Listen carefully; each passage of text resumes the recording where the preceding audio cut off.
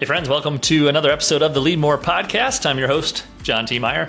And today we're going to learn about how to make your ideas land, how to share concepts, frameworks, how to create transformation, which is the big buzzword we use in the coaching world, but in a way that people, one, actually care, two, it actually happens, and three, they remember it. And so I brought on my friend Jake Wysocki. Jake is actually, he's sort of like a facilitator and almost a curriculum builder. He's had a career in sales. He's had a career in corporate training. He's a big design thinker, if you're familiar with that term. We talk about that in this episode. But Jake used to work for a Fortune 200, a massive 100,000 person company, and now today helps coaches, leaders package their ideas, package their concepts in a way that they actually land, in a way that the outcome you want happens, and they're memorable. People care.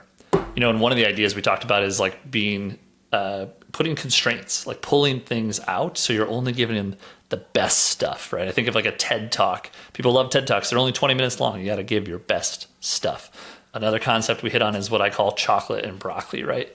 How do we first give people what they want so that we then can give them what they need? Jake will also unpack his framework of how to teach things of tell, show, and do, and what you should do in each one of those phases. So if you are a coach like me, must listen episode. But if you're a leader, facilitator, nonprofit exec, even learning how to better run your meetings, your quarterly sessions, your all hands, Jake will help you do that today. So without further ado, let's go take a listen to Jake. All right, friends, welcome to the Lead More podcast today. I'm super excited to have my friend Jake. How you doing, Jake? Doing great. Thanks for having me. Ready to dive right in? Let's learn. Absolutely. Okay, so Jake, you are the founder of Intention Craft, which says we create world-class group coaching programs co-created from start to finish. How did you have an education background, or walk us through how you got to this point of helping coaches sort of package their knowledge? Yeah, so I have a little bit of education, but I'll get to that. I'm actually an engineer by degree, by schooling. And from that, I went into sales, which was kind of like a left turn. Sure. Because no matter what you're doing, you're selling, which Absolutely. kind of got me into it in the first place. And as a really random brief aside, just to share, because I think it's funny, part of the reason was my dad teaches a sales class down at UF, where I was attending. And that was kind of what got on my radar. I ended up taking his class, which led to several hijinks of him telling stories about me and my siblings and me calling him out in class. But that's a whole nother story. Anyway. Yeah, who got the better of who in that scenario? I don't know. I think he did still, because he had the mic. He had the microphone. Yeah. That's right. So I went into sales, and then quit my job. Took a gap year with my wife after we got married, and then came back to the same company afterwards and became a we'll call it a project lead, a bunch of different hats, including Scrum Master, Product Manager, Project Manager, et cetera, et cetera. That introduced me to this skill set of design thinking, which I fell in love with, and eventually joined that same company's design team as a design thinking strategist, which I think is kind of a made-up title, to be honest. But really, this is where the training comes in. So we were training people. Our primary role was to grow like the skill set of design thinking within our company. And so training, coaching, we built material for people, and then we would facilitate some workshops and stuff. But usually that was ideally in an effort to train other people. We tried to resist the pull of people just saying, hey, facilitate my activity or whatever. We did a little bit of that, but. So you're great with whiteboard and sticky notes. Yes, love a whiteboard, love Miro online whiteboards, love sticky notes. I got a bunch over here. Love a sticky note, exactly. That's perfect. Okay, so you did that internally, like they were making the investment in design thinking and basically leveling up the employees at the company. Yeah, our company was, I say was because I don't work there anymore, like a Fortune 200 company, almost 100,000 people. Now, a lot of those were probably, factory and stuff, not all, in an office necessarily using design thinking. However, we had 4 people on our team. So yes, they were invested just doing this. That's cool. Design thinking strategist, if you will. Yeah, at that scale, it makes total sense. And I would argue at 20 employees, it probably makes sense. I mean, making that strong investment, right? Yeah, absolutely. What was the goal often in those workshops or facilitations? Like, you got 90 minutes, you got 2 hours. What were you hoping that they accomplished or achieved by the end of that session? Well, I'll talk about the training. So the primary, we'll call it the flagship product, if you will. We didn't talk about it that way. Now that I'm an entrepreneur, I think that's like just a language that now resonates with me. But we had a 4-day. It was typically in 1 week, 4-day, 3 hours a day, so 12 total hours. Generally online. This was primarily during the pandemic too. Of basically design thinking 101. So it's teaching the methods and how to use stuff. So the main purpose was to give a little bit of the mindset. We had a separate offering that we actually built partway through my time there that really filled the gap of like mindset, because mindset's really important. But we started with a little bit of like mindset, human-centered design, etc. But our primary focus was on teaching everybody how to actually use the sticky notes properly, which is kind of just a cheeky way to say like, here's how to structure an exercise to actually use them in an effective way through evaluation matrix or rose, thorn, bud, or whatever, name that method. And then they can piece them together to do their own workshops, basically. So it's kind of a meta workshop to teach about workshops. And I suppose was clarity often like, I mean, they might say our goal is to walk away with our Q2 goals, but like that's still clarity, right? Like, was that the outcome or the transformation you were looking for? So I'll differentiate. That was a training. So the training was just on the knowledge piece. So but then they would go do their sessions. Yeah. Correct. So then they would do their sessions. And a lot of it was, frankly, a lot of design thinking is just making sense of information. So I believe are familiar with design thinking, but for those of you who are not, there's the double diamond, the classic double diamond. And that's about the problem space and the solution space and converging and diverging, or diverging and converging rather. And so all of this is about finding clarity. So everything I do still today has this kind of backdrop to it. So am I focused on trying to find a solution when I haven't really gotten clarity on my problem yet? That's really dangerous because you're probably spending a lot of time barking up the wrong tree. One of my favorite phrases that actually my wife reminded me of the other day when we were talking, and I completely forgot about this, but I used it all the time, was it doesn't matter how fast you're climbing a ladder if it's on the wrong wall. And that's kind of the solution problem, dichotomy or whatever. And then just really briefly, the other piece of that, almost at a smaller level, is this converging and diverging aspect, which is before you can really have clarity, I think you need to consider your options. It's one thing just to say, this is what I'm doing. It's another to say, this is what I'm doing because I've done some extra work to really think through what I'm trying to do. And I've decided among different options, this is what I want to do. So that's kind of like the meta framework of a good workshop. Okay, cool. All right, so this is really good context for who Jake is, his background, his skill set. Why I wanted him to come on the Lead More podcast was for Lead More listeners who are trying to get your audience, and audience could be internal as like a team, your own team that you lead, or external as your customer or your client. But you're trying to get them to achieve some sort of transformation. And we talk about kind of entrepreneurial buzzwords. That's definitely one of them. But the idea of a transformation is a noticeable change, right? The before and after has occurred. And when you leave said workshop, facility, coaching program, 12-week, whatever, you're hopefully a different person, or you feel like you are. You're on a different path. And I'll harken back to Lead More listeners might remember Jordan Godby, the community guy. We talked about his 4-grid matrix. It was an XY axis with the vertical axis being high structure to low structure. Like how structured is the teaching? Is it a weekly call that's 90 minutes and has a very clear frame, or is it more like join and listen and let the conversation happen?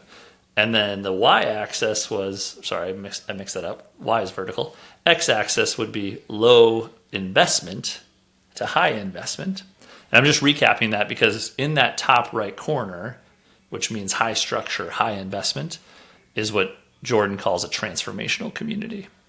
So you join this community, and in 10 weeks, 12 weeks, whatever it might be, you go through some transformation that will create new value, make you a different person, like start a business, whatever that might be. And so that's why I want you to come on, is like, for anyone listening, we're always trying to move our audience to some sort of transformation, whether it be external client or even just our team, rallying our team to march to the next goal or objective. So with that setting, let's talk briefly about what are the elements that we need to have to create transformation, like set the stage for what's the fertile soil that we can create? It'll probably be no surprise because I kind of alluded to this a moment ago, but it's being really clear on what you're trying to do. Again, a lot of people think, and I'll just underline this again, but a lot of people think, I'm just going to go give whatever. Maybe you're a health coach and I'm going to give them a healthier life. But like, How do you actually do that? That can mean a lot of things. So that's why you need to be really specific on what you're trying to do. It's probably different for different people. So let's say you were trying to create a program. You start with, how broad do I want it to be? And I recommend being as specific as possible. So what aspect of health? And keep digging down into the very specifics. And my favorite way to really kind of do this, and anybody listening, you can just do this yourself, is list out what are those specific outcomes that you want people to have. So I consider transformation kind of in two categories. One is like the broad, like we'll call it the broad poster view of what is the transformation you're giving. So like what is like the high level idea, but then there's a bunch of specifics. So again, let's just use this health thing as a rough idea. Let's say you're trying to help someone eat healthier or whatever. When they're done with your program, they will probably have tried some healthier options, and maybe you've given them some recipes to use, and they've actually tried that as part of the program to see what works for them. That is an outcome you've given them, is experience tasting that good food can actually be achievable and tasty or whatever. So you've given them this mindset and some actual experience. Maybe you've given them a plan. They've built a plan in your program. Maybe one of the things you want to give is encouragement to keep going, which is after your program ends. But now you're thinking, how do I keep trickling information to them? Maybe they're on some sort of newsletter, or we have a repeat call every quarter, whatever. But it's those outcomes, those specific outcomes that you can actually say, did I achieve it or not? It's kind of like it's not ambiguous. You know if you've done it or not. That then can drive to designing something to get there. Does that make sense? Yeah, it definitely does. And I think what you're hinting at is, like, if you show up and participate, you will achieve the outcome, right? I think the key on that I often feel with online learning is this feeling of, like, I think Seth Godin says like 4% of people complete online learning when it's this very passive sit down and consume, watch a video, listen to a podcast. People just don't do it, and that's why we Guilty. want. That's why, exactly, like the amount of I call it shelf help, the stuff we pay for just to kind of feel good about, but we don't actually consume, right? Yeah. So the hope is that if we are very clear on the outcome, we know that if you do X, you will get Y, right? Yes. Okay. Yes. And is that how then? Do you think of that more in like a marketing sales? Like, I think we would share that or call that like a program promise, or is it also defined how you structure the curriculum? So like the outcome piece is primarily in like the curriculum structure. Some of that might bleed over into how you talk on a sales call. I still think that overall transformation is like that program promise level. And that's usually what you're really focusing on, is like what kind of person you want to be, or, like the James Clear, like, I'm a kind of person who, whatever, eats healthy and works out or whatever. You're trying to give someone that. And then if they have questions, you can answer, well, here's some of the things that you get with my program. It might show up in some other ways in your marketing stuff, but it's not necessarily what leads usually. So yeah, there you go. That makes sense. Okay. So I know you, with that outcome, with that transformation, I know you talk a lot about purpose. So, like, what are the ways that we communicate? Like, we can communicate purpose. I think you have a tell, show, do sort of framework. You want to walk us through that? Yeah. So maybe I'll even reframe and tell me if this still works for you. So just to reframe that, how do you actually help someone transform, and how do you keep them? I forget the word you use. It's like keep them engaged or excited instead of that shelf help or whatever where they kind of zone out. How do you prevent that even in a live program? There's a little bit more social pressure to show up live, and I paid money for this thing, so I need to show up. But how do you still keep people engaged? And it is using what I call tell, show, do. And so first, I want to tell someone some of the concepts, some of the themes, some of the high level education. What I think most people do, and this is basically what the majority of these courses, for example, that you're mentioning, they just tell. Everything is tell. They might tell you to do an exercise, but there's no accountability. There's no space built for it. They're just assuming you're going to do it on your own. I like building into whatever experience you're doing, whether it's a program or you're doing something at your, like in a meeting at work. Tell someone, what they need to know, something new, some instruction, and then show them a little bit of how to do it. And I try to keep that short. And I like to focus as much time as I can give to the doing, because the doing is where it starts to cement in their brain, like, oh, I can do this. I am starting to become this person, or even I am this person because I took my first step. I am a person who does this. I'm doing it right now live. And then as a side note, you as an instructor or a leader of a meeting or whatever context you're in, you now have a perfect opportunity to get feedback live if they're struggling with anything. And that can build then that feedback loop. I love feedback loops and flywheels. Build it back into your program or whatever you're teaching about. to make it better and just solve problems in live real time. Let's talk about feedback loops. What are ways to get them? Like I always will say the analogy of, I love using goals in the physical world and applying them to business. So, training for a marathon, or I did an event called 29029 where we had to hike the equivalent of Mount Everest.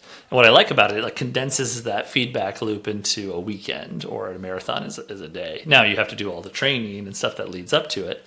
But sometimes in business, feedback loops tend to be slower. It could be a quarterly report or even an annual breakdown. So we don't sometimes. So I guess, how do we create feedback loops in a transformation program? Yeah. So if you're in a transformation program, one of my favorite ways to do feedback loops is using a design thinking tool. You can use literal sticky notes. You're probably virtual for a lot of people, but regardless, sticky notes with like rose, thorn, bud is frankly my favorite way to get feedback. And that's what kicks off that feedback loop. So I think to have a feedback loop, you need to have that feedback.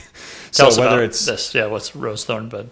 Yes. Thanks. That probably would help. So rose, thorn, bud is probably one of the most quintessential design thinking tools. It's super simple and flexible, and that's why it's so useful. And you take 3 different color sticky notes. Again, can be virtual, doesn't matter. Generally, it's red for positives, which is like the rose, green for ideas, which is the bud, and then you have blue, which is like a thorn for negatives. And I guess the tie-in there would be, I don't know, like blue bloods or something like that. I'm trying to like figure out how they came up with that. But usually those are the colors we use. The colors don't really matter. It's more that you're categorizing information in a way that's easier for you to process as a person giving feedback and also to receive it. So if I just said, hey, John, let's say you're just like a leader at work. Hey, John, how's it going this week? And you're like, I don't know, good. I got that report done that you asked for. And Betty is annoying me with this project I don't have time for. Whatever. I don't know, something like that. But if you structure it with, hey, give me some rose thorn buds, or come prepared to the meeting with some rose thorn buds that you're working on this week, or they're preventing you.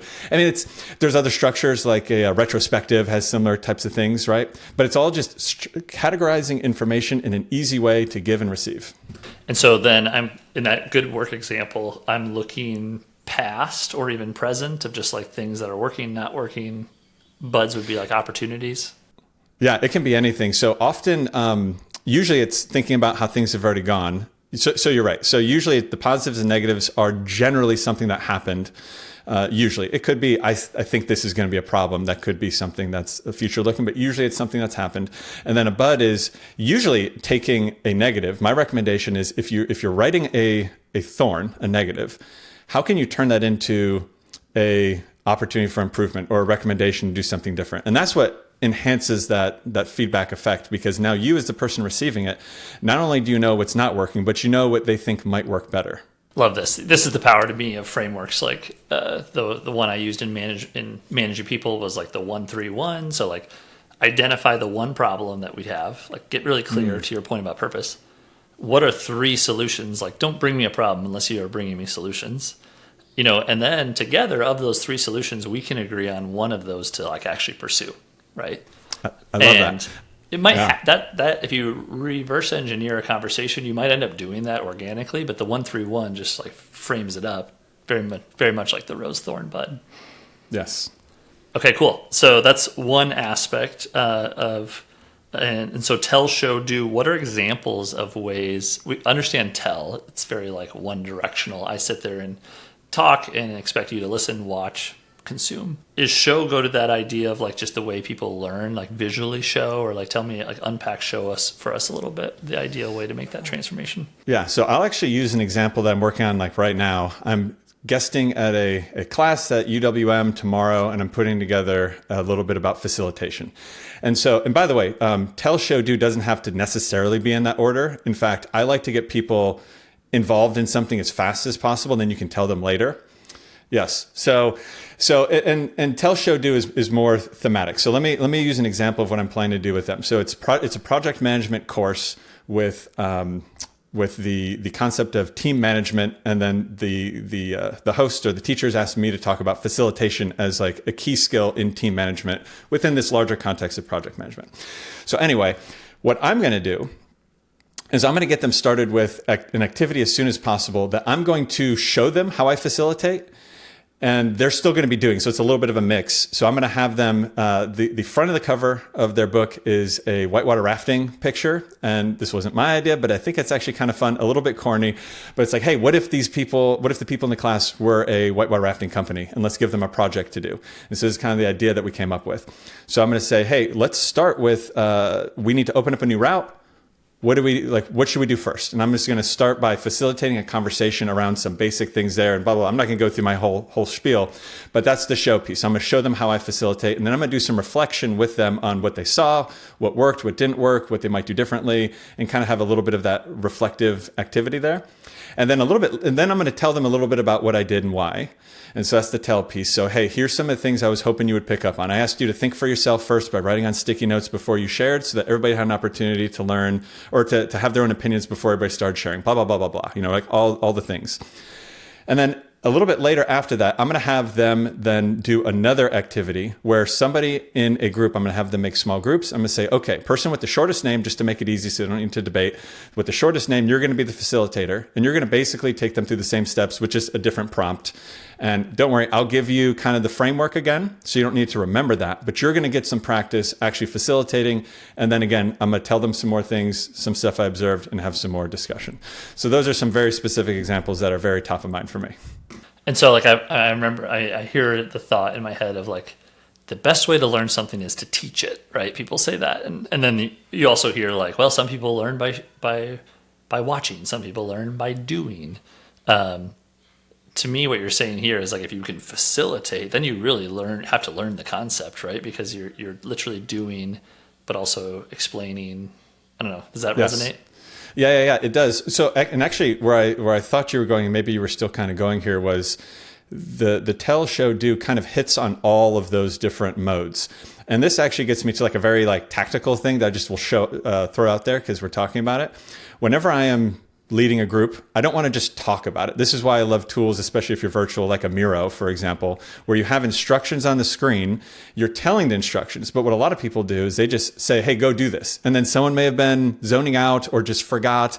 And so having it in multiple modes to make that experience for your users that much better. And you can do this anywhere on a meeting. You can put the meeting notes up on your screen if you're just having a regular meeting so people can follow along with you. And just help people by enhancing their experience by meeting them where they're at as much as possible, and remembering that everybody's different, kind of like you're talking about. Yeah, I find that too with facilitation. I also have this gig with Leadership South Dakota, and there's just so much of tell them what you're going to tell them, and then tell them what you told them, right?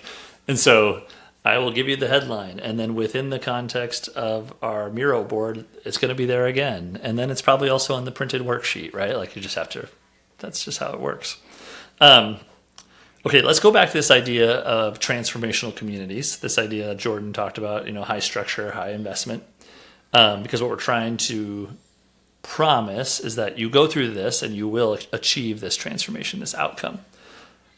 One thing we were talking about before we clicked record that I've found interesting in coaching is how often I will hope that A and B are the two things I want you to learn, and then somebody's take C and D as their biggest takeaways. And C could be an offhand comment that I make, and D might even be something that someone else said. The power of group coaching is just everyone learning together. And so I guess where I'm headed here is, how do we know if the transformation occurred? Are there ways, activities, surveys, feedback? I guess how do we make sure that it happened, and then maybe sometimes did it happen the way we thought it would? Yeah. So all the above, I would say you could do all the above, but let me get a little more helpful and specific. The first thing that comes to mind is with your first example, I intended to teach them A and B, or in the way that we were talking about before, I was intending to give them the A and B outcomes that I was planning on, but they actually got a C and D outcome.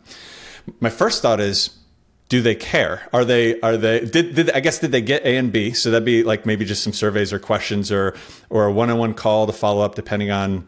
You're oh no, for example, if you're oh, did I not actually deliver what I need to follow up with this person? You can just have a call and ask them some of these questions, or a survey or whatever, because a lot of people don't always do surveys. But anyway, so I guess my point was, if they got C and D, maybe that's actually what they needed. It's kind of like this entrepreneur thing that we hear about all the time. Sell them what they want, but give them what they need. And maybe what they need is you don't even know, but they've gotten it out of their program. I've been in a program recently where I was going in for one thing, but came out with a business pivot. And that was actually more impactful to me than what I originally went into the program for. And I'm very satisfied, right? So does that answer part of your question? Yeah, I love that. I mean, I call that chocolate and broccoli, right? Like the chocolate is what you're coming for. Sounds like you have kids. A lot of coaching usually applies to parenting as well. But yeah, it's like, sell them no one's going to come and say, yeah, I want to swipe my credit card and buy some broccoli, right? It's like, come for the chocolate, the sizzle, and then what you're going to actually stay for is what you actually need to hear, what you need to learn.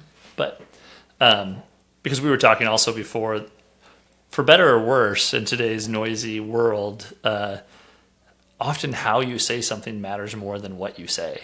And so like the amount of people I see with really great ideas, awesome frameworks, great concepts that just don't land because the way they communicate it isn't clear or maybe sizzly enough. It just is kind of the fact of where we are today. And the world's always been a noisy place. It just happens in different media now today. So I think about that a lot is how do we, so you do that with like coaches, I'm sure a coach comes to you and says, I have all these ideas. I'm building this program. Where do you start to apply the filter? Like, how do you start editing? Because I'm guessing what you don't teach is sometimes as important as what you do teach. Yes. So this comes back to, I'll refer back to that double diamond I mentioned earlier in the episode. So you just collect all the information. First, it's like a brain dump. Get all your ideas out, and especially if they're an entrepreneur, but everybody has more ideas than they know what to do with, and more ideas, frankly, kind of like what you're alluding to, than they should execute, especially at the beginning.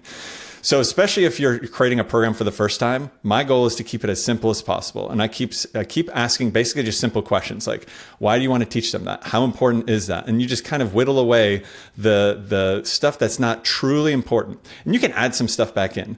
But that's where, so for example, some of the techniques I'll use are artificial constraints. Pick 5 outcomes, and that's all you get. What 5 outcomes do you want? And they're like, oh, this is really difficult.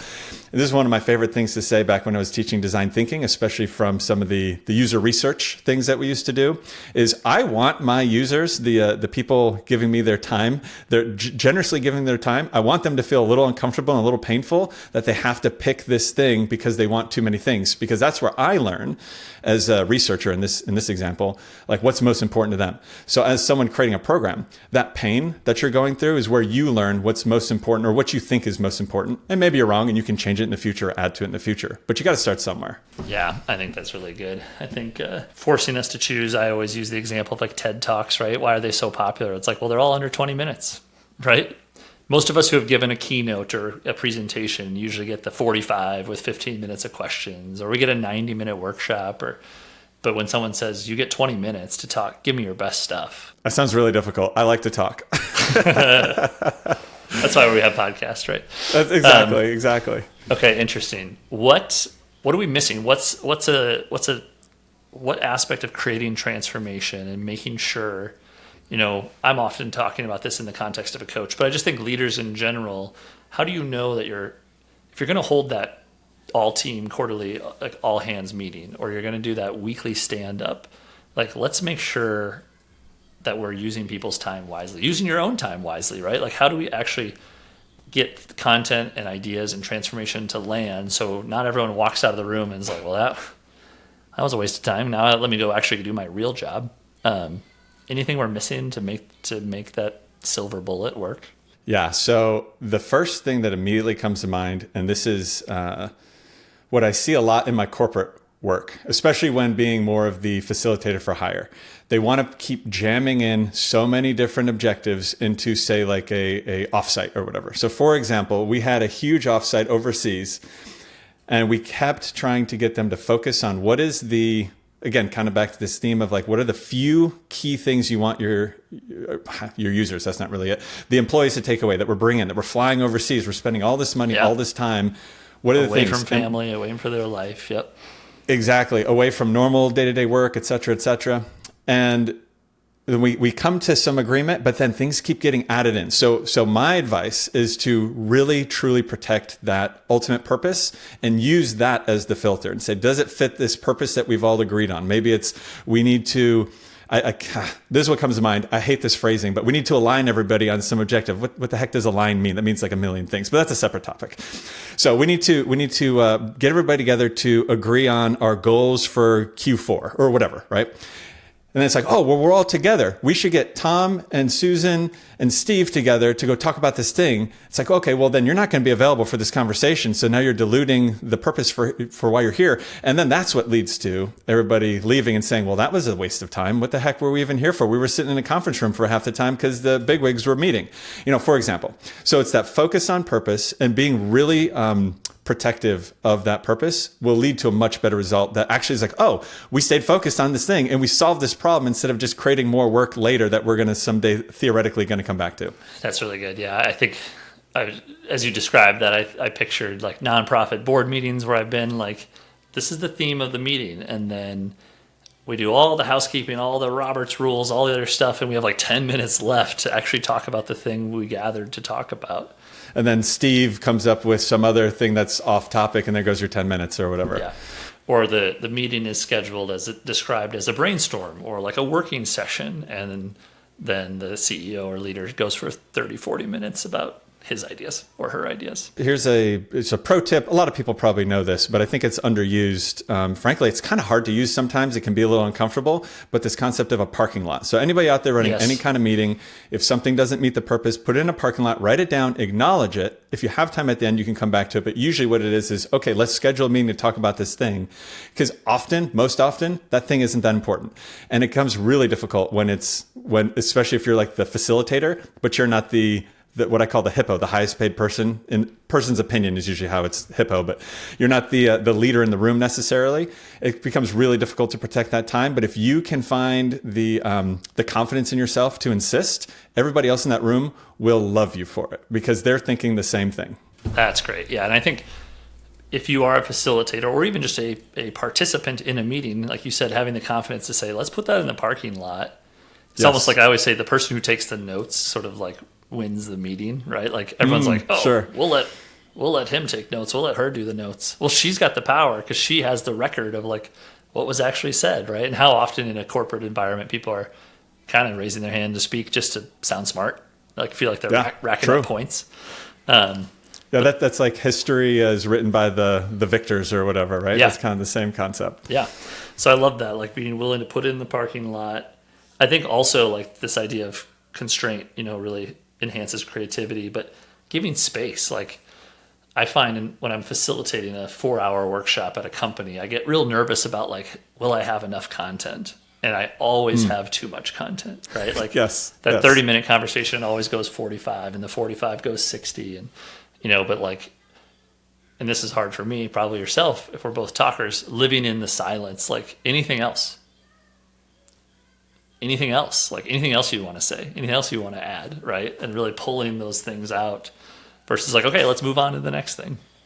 I wanted to chime in there, but I knew I had to hold myself. For that dramatic moment, pause.